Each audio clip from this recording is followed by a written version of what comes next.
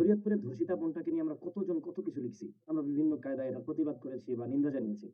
আসলে সকালবেলা তার বক্তব্যে দেখলাম সে বলছে, "আমি যৌন হয়রানির শিকার হয়েছি, আমি শারীরিক নির্যাতনের শিকার হয়েছি, আমাকে মারা হয়েছে, টাকা-পয়সা চাওয়া হয়েছে।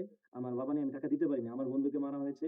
এটাই সে বক্তব্য দিয়েছে। কিন্তু দুপুরবেলা আমার বক্তব্যে দেখলাম সে বলতেছে, "আসলে আমি ধর্ষণের শিকার হই নাই। আমাকে শারীরিক নির্যাতন করা হয়েছে এবং আমার টাকা-পয়সা চাওয়া হয়েছে আর ছবি তোলা হয়েছে।" ব্যাস।